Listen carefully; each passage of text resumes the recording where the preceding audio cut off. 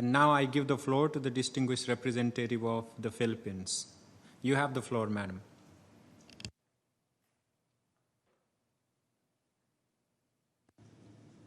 Thank you, Mr. Chair. The Philippines aligns itself with the statement delivered by the Islamic Republic of Iran on behalf of the Nine Aligned Movement. We thank the chair of the Special Committee for her report. As she stated, the Philippines is proud to have chaired the Special Committee for its 2020 session, as this year marks the 40th anniversary of the Manila session of the Special Committee. At that session, it established a working group to consider a draft declaration on the peaceful settlement of international disputes. After 2 years of deliberations, the General Assembly adopted the Manila Declaration in 1982. The Special Committee was one of the advocacies of the great Filipino statesman Carlos P. Romulo, who noted that most of the member states of the UN were not present during its founding, and so, I quote, did not have any chance to express their opinions on the Charter, end quote. Hence, he advocated for a restudy of the Charter and the establishment of the Special Committee. As such, the work of the committee is of much importance to the Philippines. The Manila Declaration is one of the landmark outcomes of the committee.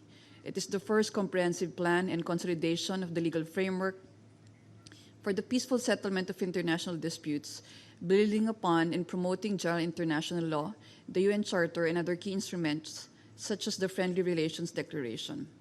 It is inextricably linked to the mandate, role, and functions of the Special Committee, for it reaffirms member states' commitment to Articles 2, Paragraph 3, and 33 of the UN Charter, which provide that parties to any dispute should first of all settle their disputes by peaceful means. Though it in large part reaffirms principles that are already in the Charter itself, it is also significant that it was negotiated and adopted with the active contribution of both the founding member states of the UN and its 100 or so additional member states. So in a sense, it is very representative of the views of the current UN member states. To highlight the normative and political significance of the Manila Declaration, we intend to introduce at next year's session a proposal encouraging the UN and member states to commemorate its 40th anniversary. On the maintenance of international peace and security, we continue to be of the view that sanctions should be imposed only as a measure of last resort when there exists a threat to international peace and security, a breach of the peace, or an act of aggression, and always in accordance with the Charter. We do not subscribe to the imposition of unilateral sanctions in violation of international law. While we recognize that sanctions are an important tool for the Security Council when properly utilized, they should be accurately targeted measures. Moreover, the objectives of sanctions regimes should be clearly defined based on tenable legal grounds and imposed with a clear time frame, and should be subject to monitoring and periodic review and be lifted as soon as their objectives are achieved.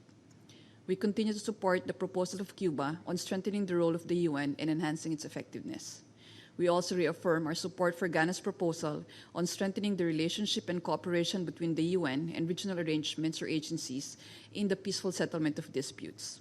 Ghana's proposal is consistent with the Manila Declaration, as it expresses a felt necessity to fill the gaps in the UN's work by improving coordination with regional organizations in enforcement actions and conflict prevention, in accordance with their respective mandates and priorities, and by clarifying the Security Council's role in these matters. We note with appreciation progress made in the preparation of both the repertory of practice of UN organs and the repertoire of the practice of the Security Council. We reiterate our support for the use of the internship program of the UN and the cooperation with academic institutions for the preparation of studies. And again, we will work on identifying academic institutions that can contribute to the preparation of studies for the repertory, and support the initiative of the Secretary to invite academic institutions to which members of the ILC are affiliated to consider contributing to the preparation of studies. On the subtopic for the next annual thematic debate, we support the recommendation of the Special Committee that the focus be on exchange of information on state practices regarding the use of arbitration. Thank you, Mr. Chair.